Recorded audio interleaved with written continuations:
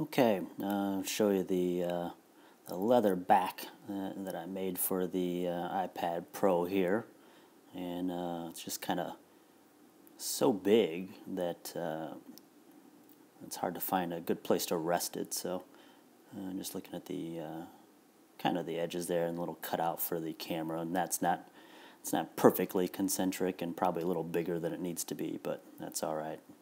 And there you can see where I've tried to stamp my name in the back, but not entirely successful. I think that leather is maybe a little bit soft for those purposes. So here's what I like about that back. It's not too thick, but it allows me to kind of push that around my desk or my work surface and not worry about scratching up the back. It also gives me a little bit of finger hold to lift that up off the surface of the table here. And I don't know that I can really do it one-handed, but just makes it a little bit easier to pick up.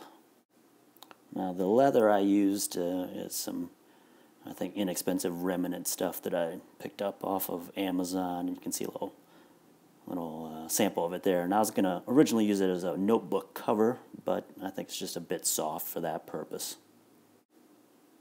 And I use this 3M Super 77 spray glue to stick it onto the back of the iPad.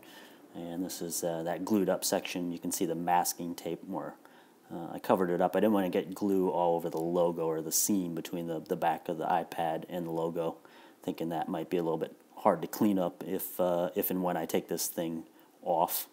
And you can see here the masking tape off there just before I'm about to stick this to the back of the iPad. And I actually think this stuff is probably too aggressive for what I wanted to use it for. It was I want it to be removable at some point.